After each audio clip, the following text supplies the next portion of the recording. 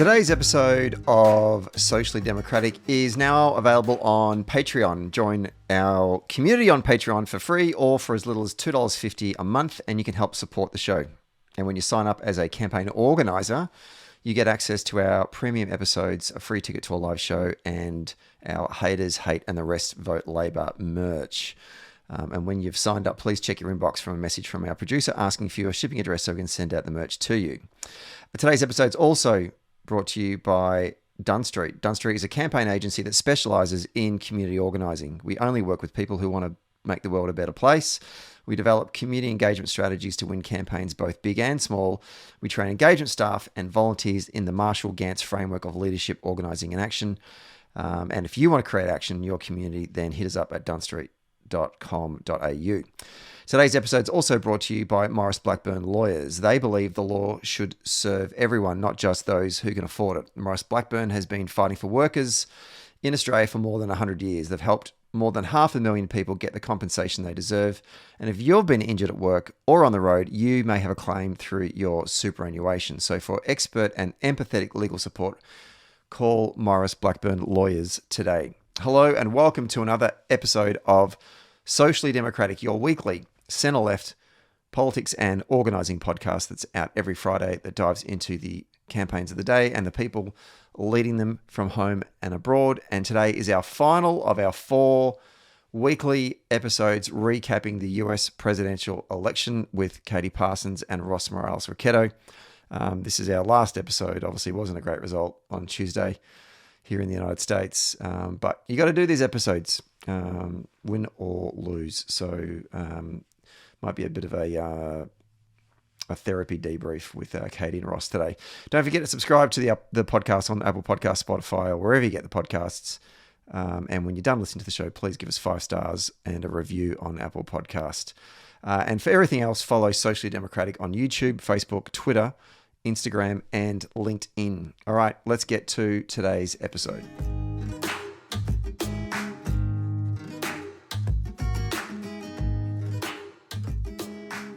We are taping this one on a Friday afternoon on the lands of the Anishinaabe peoples in Wayne County, Detroit, Michigan.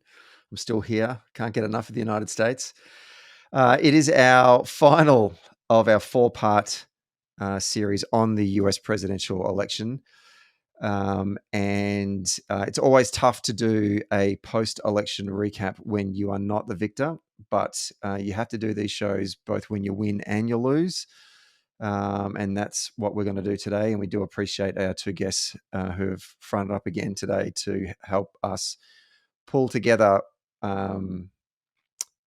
our reflections and thoughts and analysis and whatever else might, as I was saying to Katie just before, might be a bit of a therapeutical session for us as well. But we appreciate them both joining us today for today's final episode, and just to introduce them again. It's our former field organizer for Obama for America, now Chicago-based Democratic consultant, Katie Parsons. Welcome back to the show. And I never know whether to go pause and so you say something. I should know that by now after doing all these episodes. Hello, Katie. How are you? Hi, great. Excellent. And co-founder for Run for Something and White Dudes for Harris, Ross Morales-Rocketto. Welcome back to the show as well, Ross. Excellent. Howdy. Okay, let's just do a quick recap of the results if you don't know them. And I'll start with the presidency. Obviously, Donald Trump has been returned as the 47th president of the United States. He picked up 200, at this point in time anyway, 295 electoral college votes versus Vice President Harris, 226. There's still a couple of states to be decided here. However, he did win all 5 battleground states of Georgia, Pennsylvania, Michigan, Wisconsin, and North Carolina, and Nevada and Arizona are still to be declared. He became the first Republican presidential nominee to win the popular vote since George W. Bush in 2004. That's 20 years ago. He currently leads by 4.3 million votes, but there's still counting to be done. In the Senate, remember there are 100 senators. You need 51 for control of the Senate. The Republicans were able to flip Senate seats in Montana, West Virginia, and Ohio. So therefore, they now have 52 Senate seats. The Democrats have 45, a couple of seats there still to be finished off. And in the House of Representatives, you need 218 congressional seats to control the House of Reps. That is still to be decided. The GOP are on 211. They need 7 more. There are Democrats on 199. There are still 11 seats that are being counted.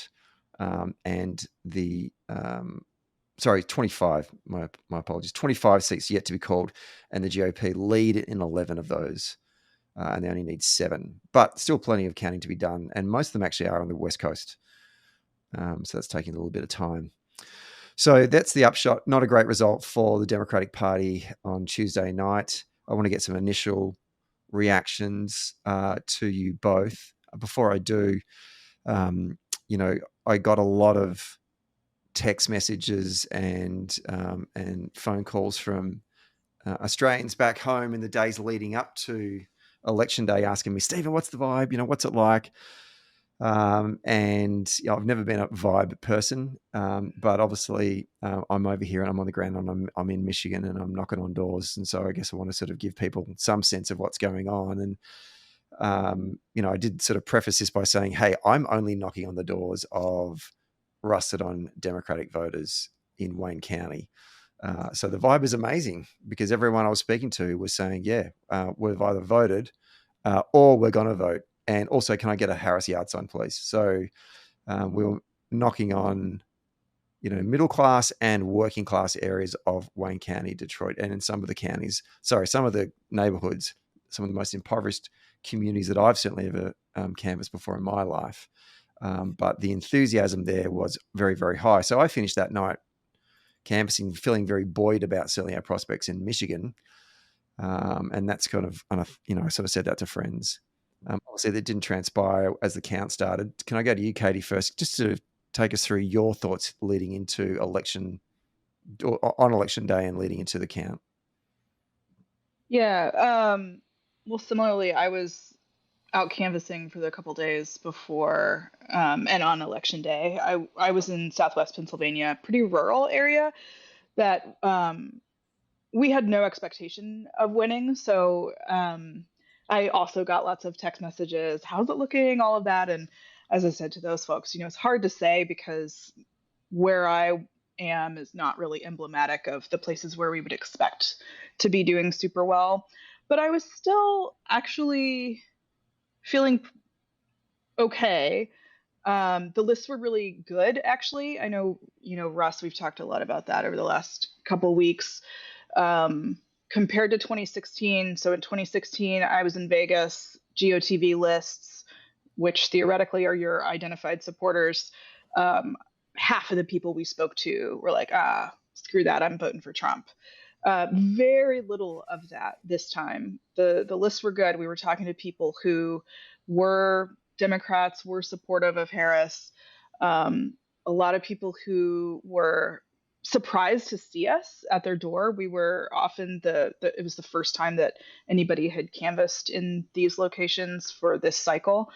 And a lot of people who would say at the door, oh, I'm with her, but nobody else in this neighborhood, everybody else here is a Republican. They're all voting for Trump. And when I would say, actually, I've got a list here of 20 people in your neighborhood who are Democrats, they were all happy and surprised to hear that. So those were positive things. On election day, the lines for all of the polling locations were really long, which, given the counties where I was not a great sign.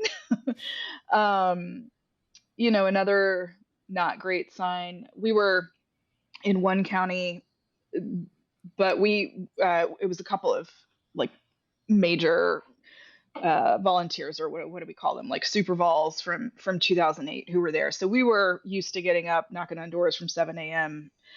And we were beating the goals. So they decided to send us to another spot nearby, another county. And part of the reason why they did that is that a bunch of the local volunteers didn't show up on election day. That is not a great sign. So I think we should talk more about the field program at least in Pennsylvania. I've heard it was better in other places. Um, but I definitely didn't have a sense that like we're gonna win this heading into election night. But I also didn't have a sense like, oh shit, we're gonna like go down flaming the way that it turned out to be. Ross, talk us through your experience and feelings heading into the count on Tuesday night. I think the thing that I've been saying, I've said it on this podcast, I've said it everywhere, is that it was a solidly 50-50 race. And in a solidly 50-50 race, there's a 50% chance of winning and a 50% chance of losing. I think personally, I probably hadn't really prepared myself for the loss scenario, to be just totally honest.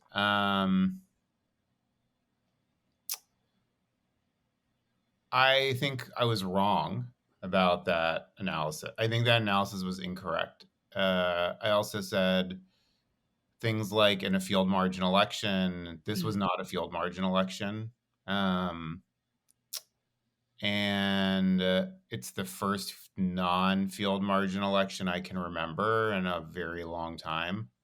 I think maybe 2004 might be the last time that I can think of an election over the last 25, 26 years that wasn't a field margin. Maybe like 2008 ended up not being a field margin election, but it was up until the very end, if that makes sense. The economy collapsing at the last minute like really killed John McCain in that election. So I think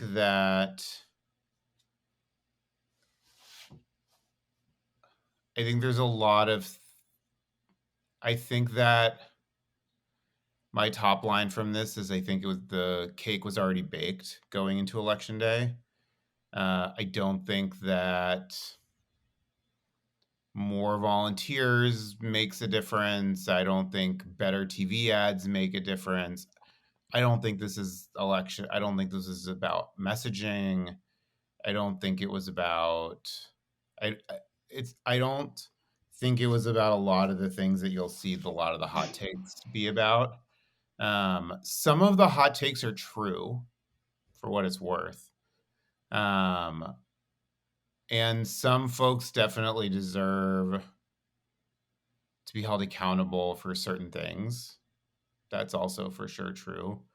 But I think that when she took on the nomination, our chances got higher of winning the election. I think, with after the debate, we were on a long, slow death march where there was a basically close to a 100% chance of losing.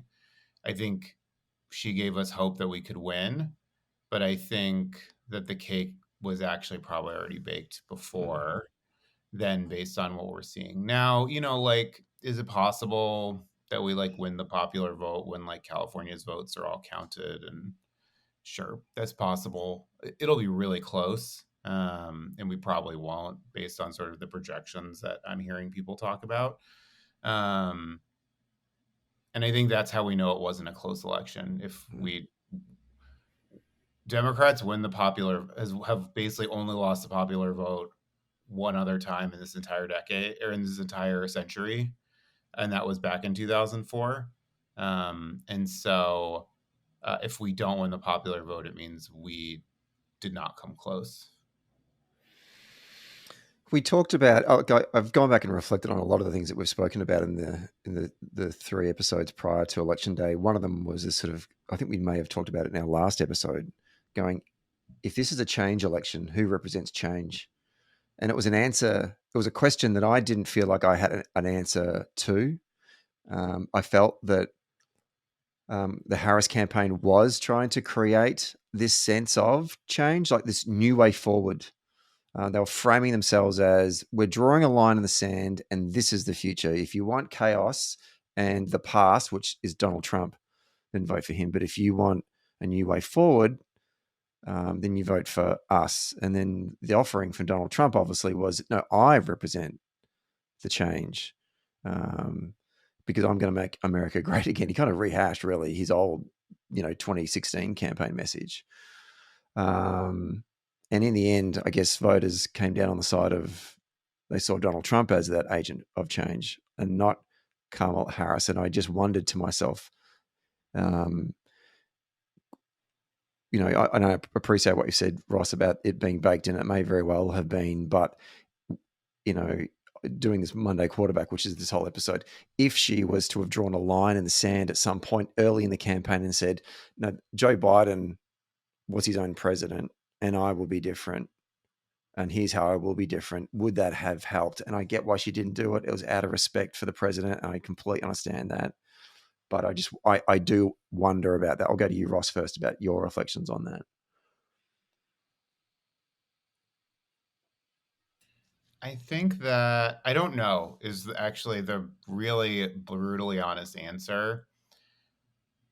And we're gonna say a lot of things today, including me, and I'm about to go I'm just about to be a hypocrite. Because the thing I'm gonna say is nobody knows anything. And now I'm about to pretend like I know things. But that's the nature of the beast. I think that I don't know for sure if it would have made a difference. I am not sure it would have. And I think a fundamental thing is true.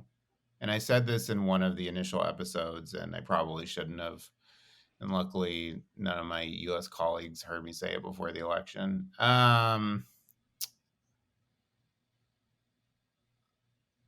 We had a president for 4 years, three and change, who was incapable of delivering a message, and not even a message, because we're going to talk about messaging, and what I'll likely say is it's not messaging, that couldn't tell a story about the economy that resonated with people. And a huge part of that isn't because there wasn't a story to tell. It was a huge part of it was because he is not capable of delivering a story at this point in his career. And that's really difficult. And then I think the second piece is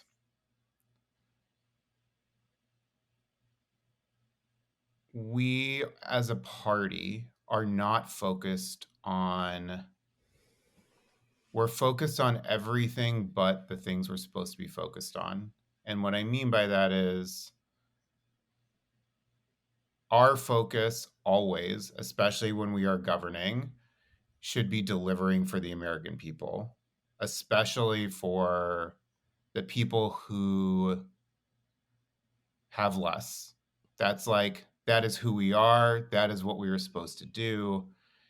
And I would say in the last 4 years, we got caught up in a lot of things that took our eye off that ball. Debate about the filibuster, like the sanctity of 60-year-old rules in the Senate.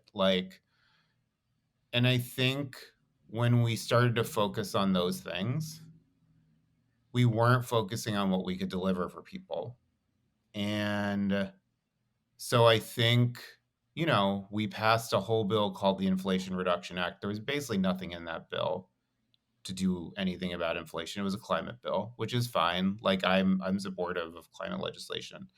But in that bill, for example, we traded off things like paid family leave for battery tax credits.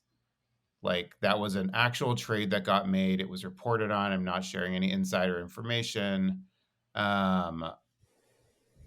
Battery tax credits are good. If we're going to transition to a green economy, we need to make sure that our battery storage is better than it is. And also, paid family leave would have delivered real impact in people's daily life. And then we could have gone out on the campaign trail and pointed to things that had real impacts on people's daily lives. And there wasn't enough of that. We passed an infrastructure bill. It was great. I'm supportive of infrastructure, A+. But what infrastructure does is it makes people's traffic worse in the short term. Like, I'm not sure they're blaming Joe Biden for their traffic, but like, uh, it certainly isn't doing anything in the short term to make their lives better. And that is the task. The task isn't to protect the Senate. The task isn't to like be uh be polite to each other. You know, like all of these things that exist and that we talk about and we have debates about should be a means to an end, you know? Like uh getting rid of polarization in and of itself isn't a good. It has to, like, there's an end result to getting rid of polarization, which is that we deliver things to people, that we make people's lives fundamentally better. And I think this administration often was, and I don't even want to say this administration because that's not actually fair. President Biden was often more focused on protecting institutions than delivering for people, even though he delivered a lot. And I think that's something that happens a lot in the Democratic Party, is that we get really fixated on like the game and the rules and like all these things and like norms and all the stuff. And we like forget that our fundamental job is to deliver for people. And we spent 4 years not delivering enough for people. And inflation was bad.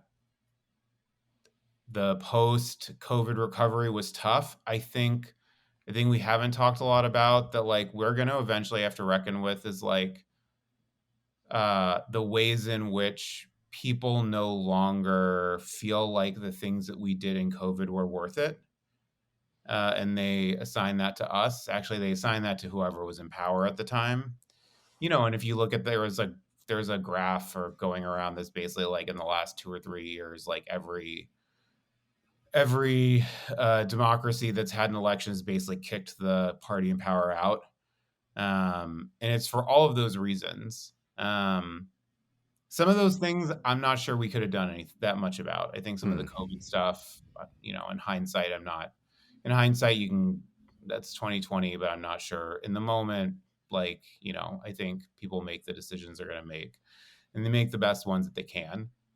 I think things like the filibuster and sort of like protecting what we sort of like thought of as quote unquote democratic norms and things like that. I think those are some of the things that we need to be thinking about going forward, because the Republicans are going to get rid of the filibuster now that they're in power.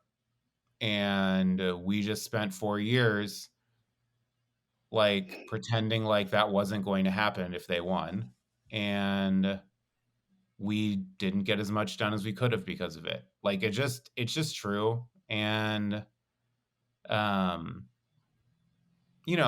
like Kirsten Sinema and Joe Manchin, we can wring our hands at them a lot. But like, the truth is that like there are tactics that you can take as a party to force people's hands on things, and nobody did, and nobody was willing to.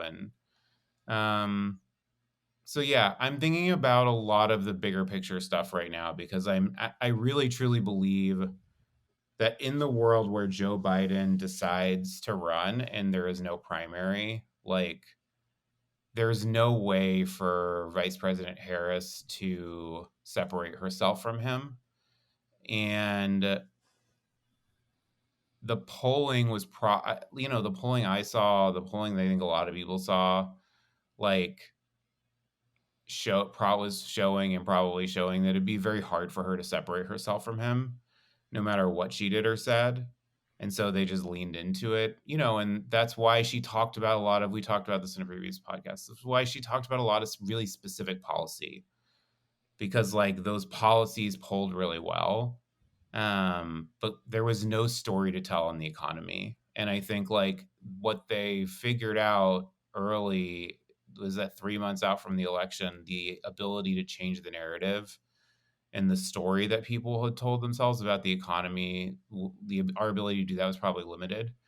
So yeah, sorry, that was a lot, but It's a good opening stanza, Ross. Let me throw to you, Katie. There was a stat that I saw that actually stunned me, but in the year 2024, no government in a liberal democracy has been re-elected this year. Now, Yeah. like in 2024, that's never happened before, ever. And so it makes me think that, oh, geez, like if I'd known that, I was like, oh, wow, we're really got to sort of buck the system here in order to win this thing. Because in my mind, sometimes I don't think of US politics in terms of the governing party in an election, in a presidential election. I feel like it's like you're pressing reset on Atari and you're starting a new game for some reason. Mm. But voters probably don't view it that way. They probably look at Joe Biden as the blue team, and whoever's running next is still just a continuation of that blue team, and therefore I'm voting the blue team out. I mean, I just want to get your reflections on that idea of being completely up against it from day one. Yeah, no, I completely agree with Ross and with what you're saying there, that um, there was really almost no chance of us winning, and we even made it harder on ourselves by having Joe Biden as the candidate. There's it's sort of a truism that, like, after any election, the team that lost, everything they did was wrong, and the team that won, everything they did was right, and that's actually not true. We did a lot of things really well from like a campaign tactics perspective. I don't know about strategy, but tactically there were some things to keep. I think there were a lot of things that the Trump team did that I think, Russ, you said kind of last time, everybody pretends like they're playing 3D chess. I don't think that's true. They did some things well, absolutely. But I don't particularly know. There's also been a lot of discussion looking at all of the different ways that you can break down the country into different demographics, and that if you look at every single one of them, they trended to the right this time. To me, that's a really clear signal that this was, for many, for many people, this was just a gut reaction. Things aren't working. We have to change. And the idea that Kamala Harris would be perceived as a change candidate, it was the right thing to do to try to take on that mantle, because it was very clear that that would be who won, whoever could actually successfully tell that narrative. But it's crazy to think that people would believe it. I think, also, just to your question about, like, should she have distanced herself from Biden more or less, this is again where it's like, we're talking about tactics in the moment. Would it have made the difference? No. Still, I think she really had kind of two options. She could have hugged Biden closer, tried to tell an actual narrative about the victories that were there. I'm actually a little more positive, maybe, Ross, about the value of that infrastructure investment. I mean, that's something that various leaders have been trying to get past for decades. It will have a massive positive economic impact. The jobs that it creates, the just raising our quality of life to a more modern standard in a lot of places. We kept joking in Pennsylvania as we'd go over, bridges that were being built, like, thanks, Joe. Like, these bridges were crumbling, and it needed to happen. We didn't tell a story of success, and we could have. Kamala could have said, this administration actually achieved XYZ, and here's how that fits into the narrative. The other option was to try to take on that change hat more effectively, maybe not saying, I disagree with everything that President Biden did, but she could have said, here are the things that I will do in the future that are different. She kind of didn't do either one. And that, I think, was, again, this isn't a game losing error, but it was a missed opportunity. I think there were a lot of moments where um, the campaign could have made a bolder proclamation in one direction or another that I think would have resonated more effectively with people. But yeah, I don't think I don't think there was a whole lot really that we could have done unless we were talking about starting at least 2 years in advance to shift any kind of narrative. And I'm not sure even then if we were really going to be able to overcome this. There was something that struck me, and in fact, you know what? It struck me ever since I first came to the United States in 2008 for that first Obama campaign. In absorbing both the campaign communication through earned media and through sort of, I guess, field work. In Australia, we, because remember, everyone has to vote, so it's very much a persuasion universe. We have to persuade people. That's and so our target universe, certainly from a field perspective, is actually likely undecideds or likely persuadables. But what tends to happen is the campaign for the Labor Party has done a whole heap of research to work out what are the meaningful benefits that we can offer to those likely undecideds or likely persuadables across the country or across the electorate that you're campaigning in. And then through our earned media strategy in the actual election campaign, you'll see the leader rock up to certain cities and do a significant policy announcement that will then get a run either in the TVs that night or on the front page of that local newspaper the next day, and then back-ended on talkback radio and whatever. And then our volunteer capacity will be knocking on doors and talking to voters about that particular policy, plus all the other ones that have already been announced over the course of the campaign. And if you were to look for that in the American political campaign communication world, it's hard to find. If it's there, I don't see it. Like, I was looking at the door hangers that we were leaving behind. Scant policy. I was looking at the ads. I was seeing all of the ads in Michigan, you know. Like, I actually wrote down what she said in one of her ads, which was she's going to take on price gouging and bring down the cost of groceries, housing, and prescriptions. That's all she said in a 30-second spot and in a 15 and a minute ad. Whereas in an Australian context, it will get to very specific things to the point of, I'm going to build a pool in your backyard. You know, not that specific, but you know what I mean? Like, it's getting really narrow cast in terms of things that we're offering. Trump, on the other hand, he talked about reducing the cost of living, including no tax on tips and overtime. Now, I feel like that's a little bit more specific. Still not perfect, but kind of getting into that space. Clearly was running this whole, I am going to shut down the border and there's going to be mass deportations. That is an incredible, whether you agree with it or not, that is an incredibly specific policy, right? That clearly was appealing to a cohort of voters that they wanted to win over. And I just thought that was missing in the campaign. And I've always thought for years in the United States that you don't need to do that because it's turnout. You just got to talk to your base and get them to, just if we think we've got more registered Democrats than our opponents, then we turn them out, we win. And now I'm starting to think that there needs to be there needs to be a greater emphasis on persuasion that has to happen over a longer period of time, is my thought. I know that we have talked in the previous episodes that there was an element of persuasion in this campaign, but was it enough? And I just kind of think that we need to see more of that going forward into future campaigns. You're nodding away, Katie. I'll go to you first, and then I'll throw to Ross. Yeah, we've sort of lost our persuasion muscles. I feel like the last time we really did any real persuasion that I'm aware of was 2008. For Obama in 2008, there were robust policy papers, on the website, and that we were all trained on to communicate with voters at the doorstep about.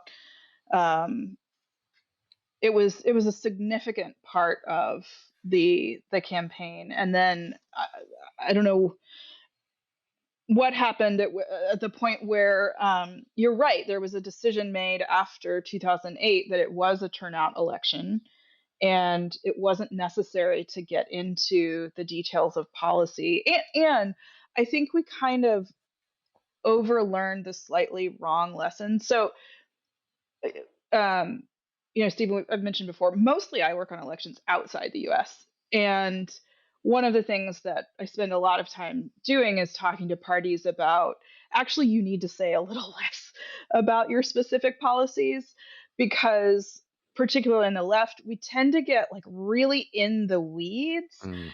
and lose the narrative thread of what it is that we're trying to do. So, an effective policy message is something that tells a larger story about values. So, um, I think from the Harris campaign side, I guess it was, opportunity for all was kind of the economic message that I think that they were trying to deliver.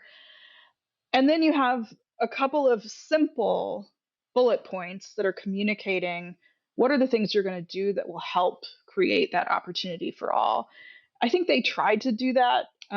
So you did get some of those more specific policy objectives, but we're just not very good at it. I mean, the Republicans, and particularly Trump, really, he's been a very effective communicator on this. He speaks in broad generalities about what it is that he's trying to do, close down the borders, deport all of the illegal immigrants, things like that.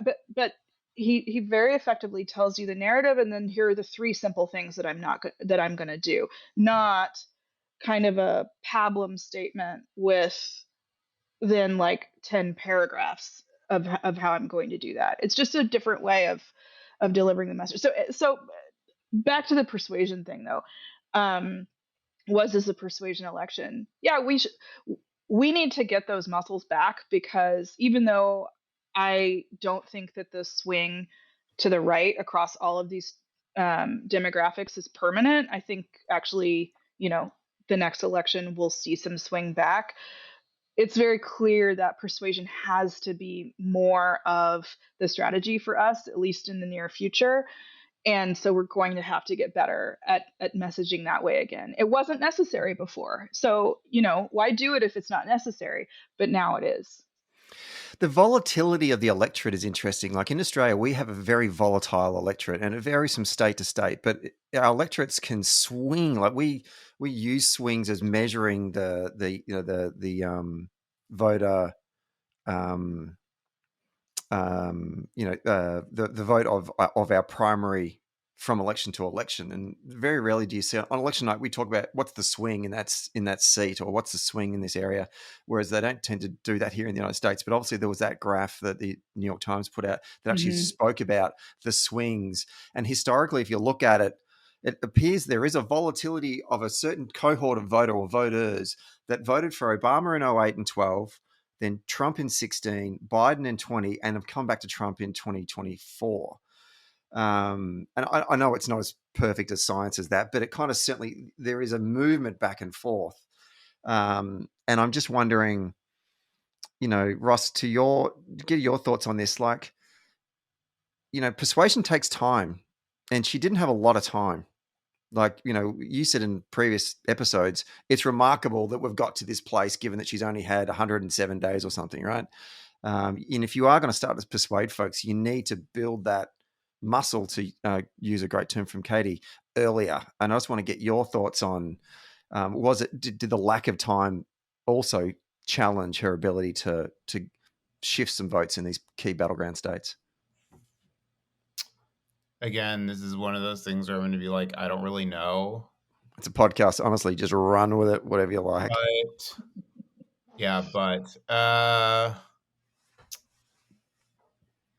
I think what I'm struggling with on this is like, I think what I really do genuinely believe we're fighting against significantly larger forces than a campaign is capable of overcoming. Now, again, do I think it was possible that if we had an open primary and a candidate came out of that open primary and had an entire election season to like build and like tell a story and like, yeah, I think that's possible. I think that is possible. I think that is possible. And I think that with this candidate, and I think with either Joe Biden or her, it would not have mattered that much. And I think some of that is the candidate. I think some of that is the person she was running against. I think, I was talking to somebody about this the other day. I think that Trump does things to male voters that, um, especially when matched up against a woman, that makes it extremely difficult to win. Um, in 2016, there was a bunch of polling that I got to see where, and some from this cycle too, that I got to see that, they polled, there was polling of men, and uh, when men felt like they could be honest, they would say things like, my wife works, but I wish she didn't. But like, I tell her and all my friends that I'm cool with it. I'm not cool with her making more money than me. I wish she would stay at home with the kids. Like, and I think that level, like that's not, you can't persuade against that. Like, that's deep. Like, those are deep issues that are actually much bigger than politics. Like, you cannot solve those problems within a political context. You might be able to paper over them in in an election cycle with some specific types of messaging, and I think that's what we do. And I think that's why we feel like we haven't had to do a lot of persuasion, is because like we feel like, because we have been finding ways to paper over some of the harder truths in the electorate and just like in the country. And I don't think this is even specific to America, if I'm being totally honest, based on my experiences abroad. So I think on a year-to-year basis, we have been able to plaster over a lot of this. I think in this election cycle, with less than, with 3 months, we couldn't do it with this specific candidate. And I'm not sure this specific candidate could have. And I know that Joe Biden couldn't have again. Mm. Like, Joe Biden did some stuff last time that, like, it was different. We all wanted, at some point, we'll all have a conversation about how we let somebody who we all we all knew wasn't really up for the job, just like scoot to the nomination for a second time. But in 2020, most people were willing to let it slide, like, just truthfully. I mean, that was part of why I did not support him in 2020. But like, in 2020, the imperative was Trump had to go. Joe Biden was going to be our guy. That was the way it was probably going to be. He was probably the only one who could win. We'll never know if that's true or not. I think the thing I'm really interested in is how we, in the long term, is like how we create durability in the electorate. Because right now, as both of you have been saying, there isn't durability. Like, we have to spend billions of dollars on the same sets of voters, election cycle to election cycle, and sort of like hope that based on the candidate and the narrative and what's going on in the country, that like we can get those folks to vote for us instead of the other people. But like, here's the fundamental truth about the Democratic Party and Democrats more generally. Is there a nice way to say it? Probably not. People like our policy. They like our policy better than they like Trump's policy. There's like there were exceptions to that, and immigration might have been one of them. But they actually don't like how far Trump went on immigration either. Like, people want a path to citizenship for folks who've been here. Like, they don't actually, most people, like the majority of the electorate does not actually want mass deportations. So for the most part, they like us when we talk about policy. The problem is that they fundamentally do not like us. Like, they do not like Democrats. They feel like we judge them. They feel like we resent them. They don't feel like we respect them.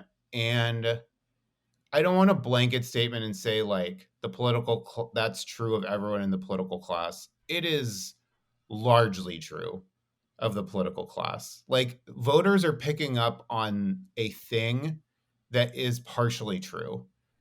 And I think until we really like grapple with that problem, I think we are going to have fundamental problems. We don't talk to people like they're real people.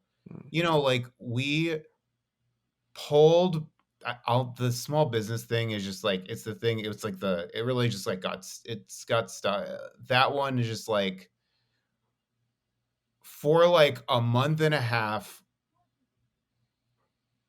the vice president talked about like two things: small businesses and oh my god, the home, like the first time home buyer thing. Those things are relevant to such a small group of people. Small business owners do not represent a large part of the country. I mean, there are a lot of small business owners out there, but like when you like look at the country, like most people are not small business owners, and most people can't be a small business owner. They don't actually have the money.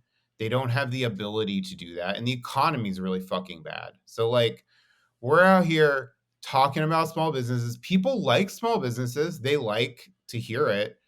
But like, when you actually talk to voters about it, what the things that they would say back to you were like, okay, well, like, I'm not a small business owner. Like, this is cool, but like, it doesn't apply to me. Or like, when you talk to basically anyone over the age of 40, like in a Midwestern state, they would say like, yeah, this like first time homebuyer things would have been cool like 10 or 15 years ago when I bought my first house.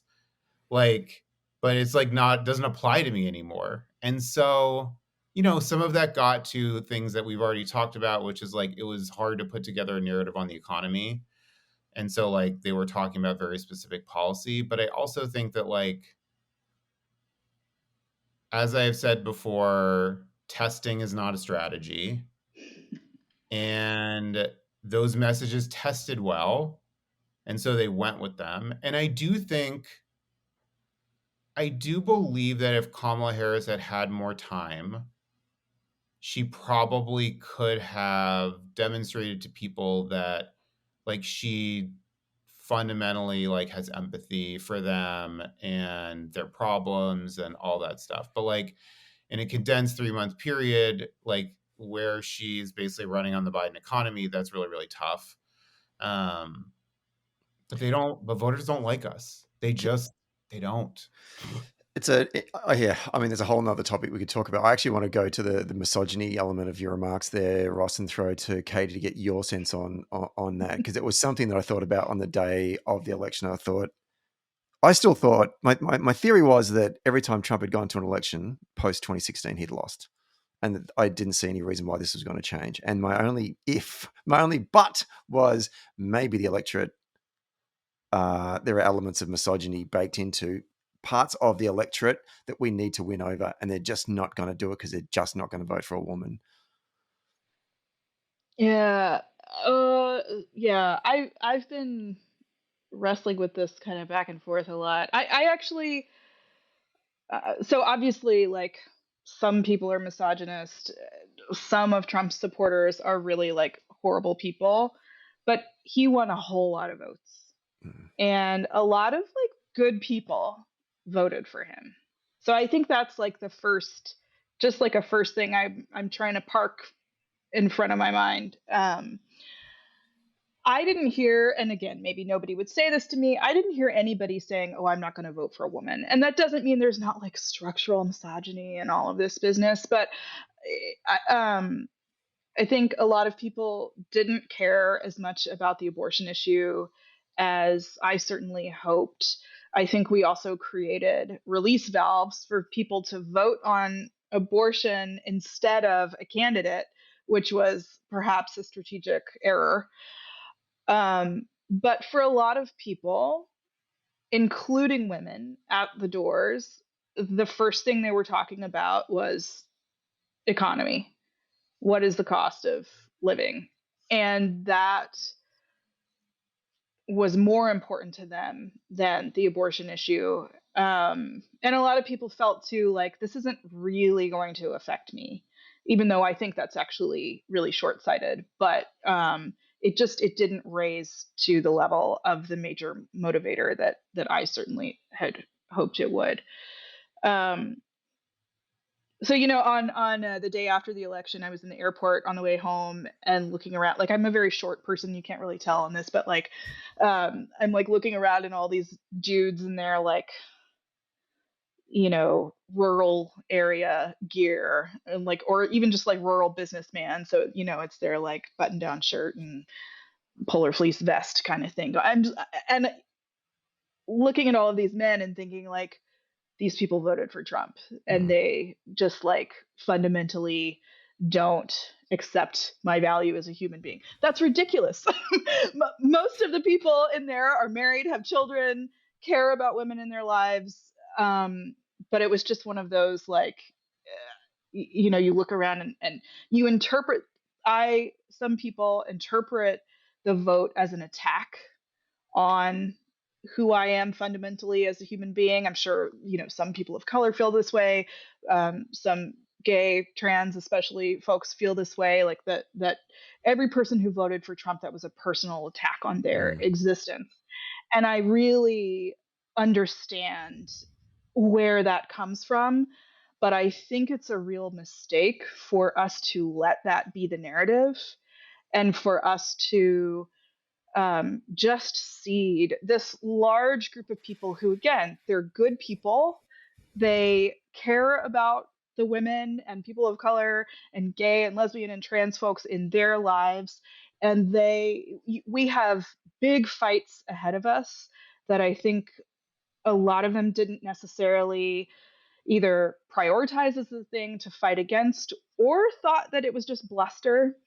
Um, but we have those fights ahead of us, and we have potential allies even among people who voted for Trump.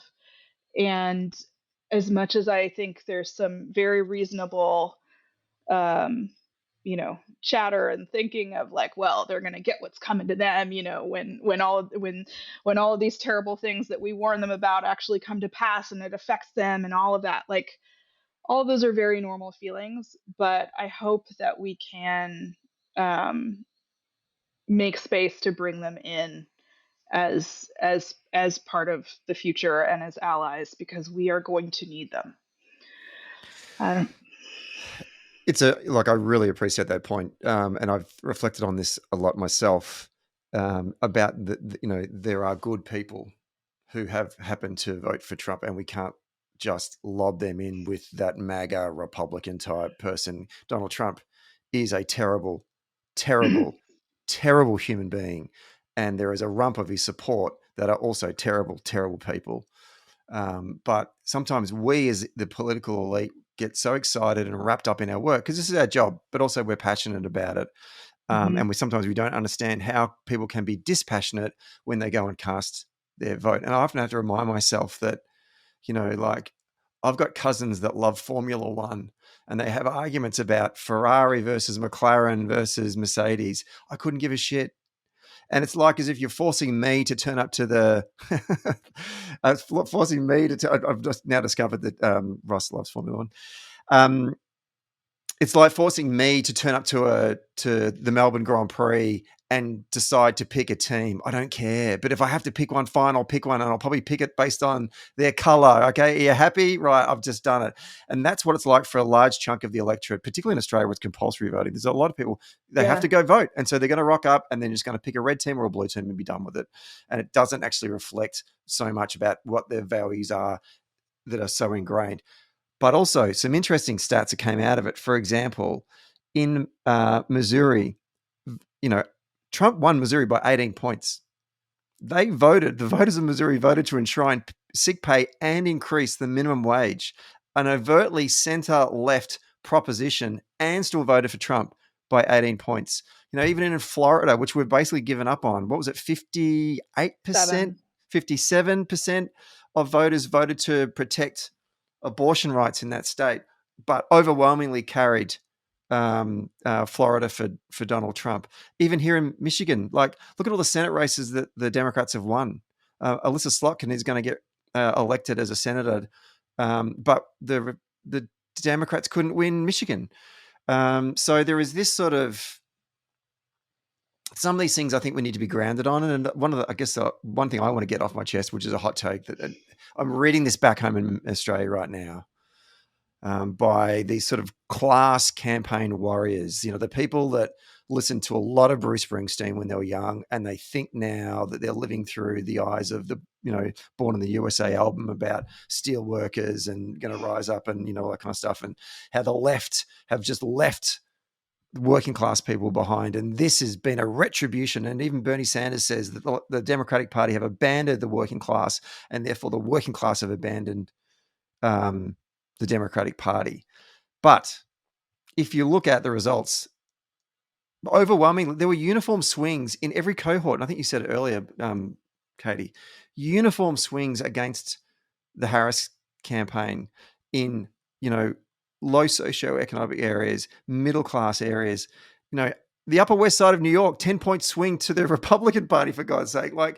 You could sample every different group, and basically between 2 and 6% have swung to the Republican Party. Irish Catholic, third-generation Irish Catholics whose, confirmation name is Bridget, they all probably swung 10% to the Republican Party. It was just uniform across the entire country. Every county in every battleground state swung to the Republican Party. So to pick out one particular group and say that's the reason is just wrong and misleading. And I just want to put some cold water on that particular hot take. There's my TED talk for the day. I'm going to throw back to you. Actually, I should come to you, Ross, with a question, which is, maybe let's turn about where do we think we're going next? What now for the Democratic Party? How does the left respond to this? Two things. One, I'm disappointed that you're not a Daniel Ricciardo fan. He is he's no longer on a team, but is one of the most popular drivers in Formula One and an Australian. Indeed. And he loves the state of Texas. That's the first thing. Second thing is, what I would say to sort of Bernie Sanders in the moment like this is, keeping your mouth shut is free. It could have waited a week. It should have waited a week. He needs to keep his mouth shut about it. I would say his ass is showing a little, as we say on that one. I've never heard that expression. I'm going to use that now. You should. Good one. I did not point it, but yeah. So where do we go from here? I think there's the short-term imperatives, and then there's the long, medium, and longer-term ones. Short-term, we have to be focused like a laser on protecting people. That's our job. That's like the job of Democrats for the next 4 years, is to protect as many people as we can, because the Trump administration is going to hurt a lot of people. And all of the infrastructure we've built over the last 8 years, all of the organizations that exist, have a significant role to play in doing this. This is where my Run for Something hat comes on. It's it's not an exaggeration to say in this moment that the work that Run for Something is going to do for the next 4 years will save lives. That is not hyperbole. And that is what we need to get really clear on. There's going to be a lot of bullshit that we hear about. There's going to be a lot of finger pointing. There's going to be a lot of people trying to assign blame. Most of that is trauma response at this point. Once we get to March of next year and we actually have the data back and we can actually start to figure out what really happened, that's when those real conversations will start. Right now, people are grieving and having trauma responses, and that's what's happening. Some people are rightfully getting rat fucked out of politics, which they should. Like, I'm not going to name names here. I But was like, about to say, name them, Ross. yeah, I'm not going to do that here. But like, there are some people who should get rat fucked out of politics, and that's fine. You know, like I'm not going to do it. It's not my job. But like, there are people who will do it, and I'm supportive of it. You know, like I can be petty too. And so that's the short-term imperatives protecting people and getting so clear that that is our number one priority at every level of the ballot. That is what every member of Congress should be thinking about. That is what every senator should be thinking about. It's what every governor should be thinking about. It's what every state representative and city council person and mayor and county commissioner and county executive, that is what we need to be thinking about for the next 4 years. There's the medium and longer term imperatives, though, as well. And those are just as important. And as I sort of said before, what billions of dollars in election can do for you is plaster over deep-seated resentments that people have to get them to vote for your candidate. Not saying that all of America's sexist. You know, like I agree with both of y'all on that. I do think there's like deep-seated resentments that exist that don't get spilled out all that often, and I think Trump plays into those really, really in a really specific way that makes it hard for a lot of people to ignore. But we need to do two things at the same time. We need to really move hearts and minds, like really, truly. And like, that is not political work. That is like work that's cultural work. And then the second is we need to learn to talk to people like they're real people. Like, you know, if you said to me, Ross, we're going to like throw out every pollster that we currently have and start all over again from scratch, I would say we're going to lose some good people, but probably on the whole, we're going to net out positive. Like, the way we talk to people is atrocious. The ways in which we put our like paid communications together is just so bad. We don't talk to people like they're real human beings. We don't meet them where they are. We don't level with them. We, you know, like, and this is why I said before, like, testing is not strategy. And so I think we've got to learn to go talk to people where they are. We've got to learn how to talk to people the way they talk. And we need to have a really hard conversation among us as sort of like political operatives. This is like two political operatives. If you cannot respect voters, then you should not be doing this work. Full stop. Get out of the game. Go do something else. There's a lot of other ways to make money and do good all at the same time. Like, you don't have to do voter contact work.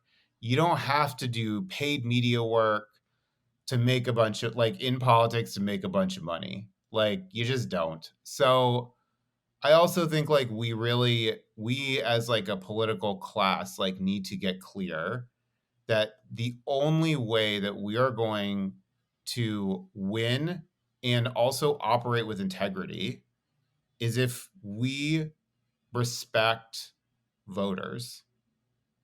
Full stop. We don't respect them right now. And like, you could see that, you know, like, at some point, if we ever want to do an episode where we like put a bunch of ads up and are like, these ads definitely don't respect voters, like, I, you know, like, would love to do that. That sounds like fun. But like, it's really like fundamentally, I think it's like really fundamentally true. Like, if we're going to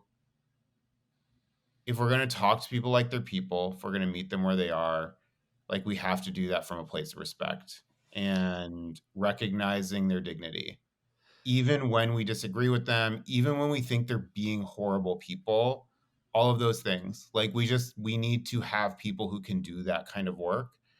And We need to be willing to do it. And I'll say we need to be willing to fund it. I think that's the piece that we haven't talked a ton about, like on this podcast, is like the left needs to be able to fund that type of work.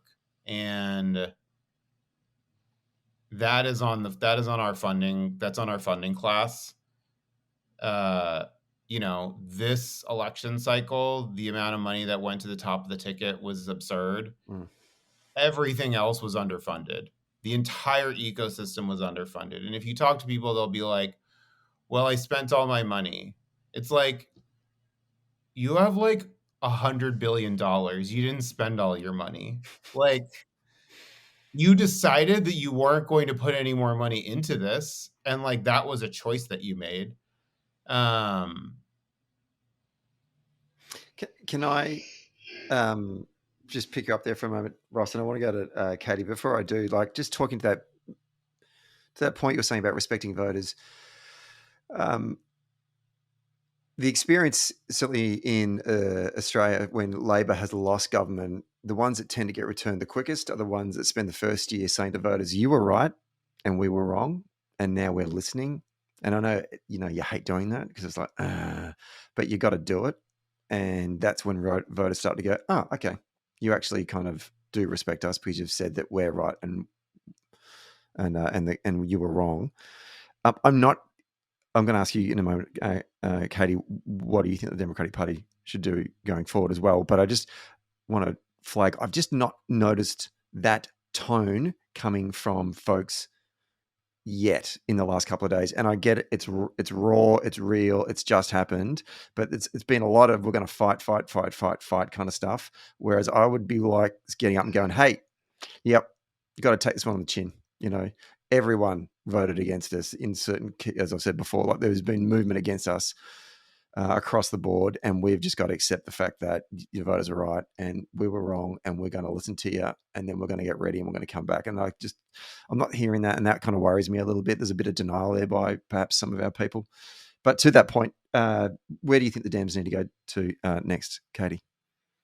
Yeah, well, I feel like there's a little bit of that happening, what you're talking about, like we should listen to people, and it will continue to increase. We're only on day 3. So like the immediate, what is it, the 7 stages of grief or something. Like we haven't gotten to that stage yet, but it's coming. But I'm still really nervous about that because we say that all the fucking time. Like we said it in 2016.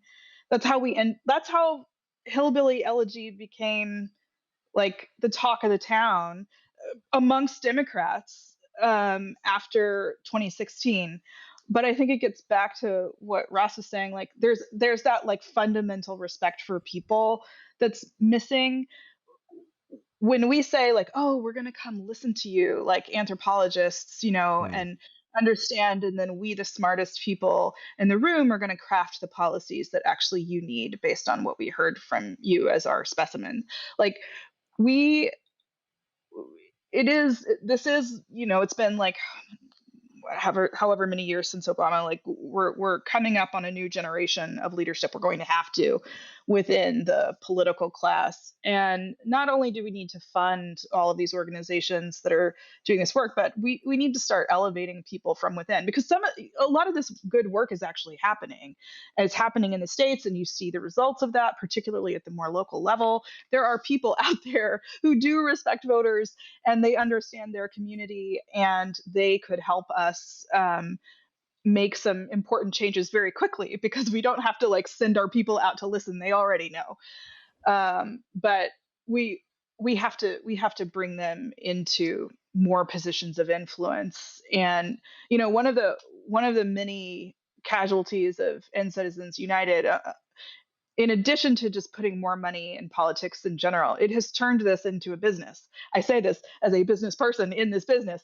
And it means that we've, like, so many of the people who are making important decisions and deciding strategy, we're competing against each other for money and influence. And that's always been a part of politics, right? That there are different camps and they're competing for power within their own side. But I think that there are some just negative consequences of that, where we're competing for business and clout, instead of listening to all of the diverse voices that we have across the country working on these issues, who actually could pretty quickly help guide us to some better policies and We're, strategy. we're almost at our time. The last couple of questions I just want to ask you both. One of them is, what now for Kamala Harris? You first, Katie. What do you think? What does she do now? She's still quite young. She is young. Yeah, I don't know if we've said this yet. I think she ran a pretty good race considering what she came to the table with. So, could there have been improvements? Absolutely.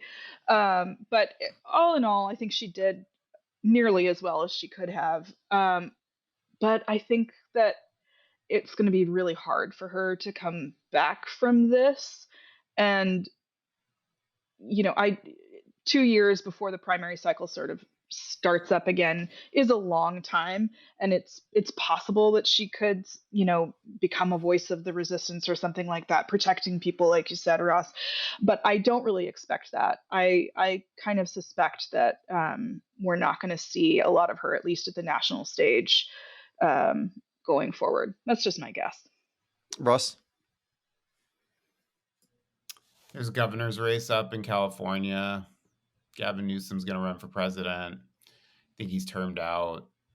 It's possible she runs for that. I don't have any inside knowledge, but her speech indicated she's not done. Do I think she's the front runner to get the nomination in 2028? Probably not. Do I think she should be? I don't know. Like, the thing that I said when she sort of got the nomination and there wasn't any competition for it, which I was fine with, to be honest. I didn't think we had time. I thought she was the only one really up for the moment. She's the vice president. Like, there was a lot of reasons. But the thing that I said is I hope she doesn't pick a vice president who's going to be the front runner for 2028 if she doesn't win. Because I think we deserve, after 2020 and 2024, Democrats deserve an open primary. They deserve an open primary without a presumptive front runner that's going to suck up all the money. Like, we deserve a real fight, and for people to fight for our, and I include myself in this, fight for our votes in 2028. So, I look forward to, if she's interested in running again, I look forward to her fighting for our votes in 2028. Personally, I'm further left than she is. So the likelihood I would vote for her in an open primary is pretty low. Just because, and she ran basically as a moderate Republican this election cycle. And so, do I think that was the right strategy? As I've said, I don't know that it made a difference one way or another. I think they operated off the data that they had and they went for it. And I'm actually, for what it's worth, I'm not even second guessing that strategy. But I'm not a moderate Republican, and I'm pretty lefty as just personally. So, she probably won't be my candidate in a primary, but I was happy to support her this election cycle. I was excited to support her this election cycle. I feel no regrets about her being the person we put up this election cycle. I'm not sure anyone else could have done any better. I know Joe Biden wouldn't have done any. I know for a fact that Joe Biden would not have done any better. And she's, I think, 60. So, in 4 years, she'll be 64. So I don't think that's she could run again. She could be, the next governor of California. I think if she runs, she'll have a real legit shot of it. And I really like her. So I look forward to seeing what she does.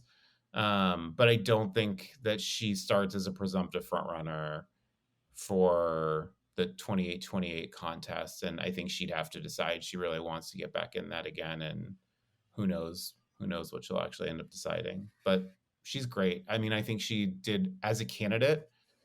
I think she performed about as well as it was possible for a candidate to perform, given all of the circumstances that were going on. I don't know that the ecosystem always did a great job supporting her as she was running over the last 3 months, but she, as a candidate, upheld her end of the bargain on this. That's a great way of framing it. From an outsider's perspective, I enjoyed the campaign. There was a lot of energy. There was good vibes about it. I know you don't win on vibes, but it certainly was a fun campaign to sort of be around, and even being on the ground and interact with volunteers. There was enthusiasm, certainly here in Michigan anyway. One suggestion I have is I think the Democrats should have their primary earlier, have it straight after the midterms, and then give the leader 2 solid years to campaign whilst Trump is a lame duck. And build up that reputation. Because you think about it, Trump's basically had 4 years to campaign for this election, while we fiddled around and had Joe and then Kamala. Anyway, food for thought. We're going to wrap it up now. We had a lot of other questions to ask our 2 guests, but I have to both let them go, and that's sad to do because I've really enjoyed the last 4 weeks together with you both. Can I say to Katie Parsons and to Ross Morales Rocketto, thank you so much for your contribution to the pod over the last 4 weeks. It's been a journey. Sadly, we never got there in the end, but regardless of that, I've appreciated your comradeship, your insights, your reflections. Oh my God, look at that. Sorry, if you're all watching on YouTube, things just happened on Ross's screen. Normally what I do is I take you guys out for a boozy lunch, but Ross, you're in Washington, and Katie, you're in Chicago, and I'm in Detroit. So I don't know how we're going to do this. Maybe we'll have to work something out when I'm in the States next year to thank you. But you gotta find a way to get us to Australia. Oh, God, get you to Australia. Yeah. Maybe that's what we'll do. Maybe I need to find some rich benefactors to pay for your flights over. That's going to be my mission. You've got an election next year, right? Yeah, we do. We could turn the favor, some canvassing, knock on some of our doors. Yeah, sounds good to me. Katie, thank you so much. Thanks. This was fun.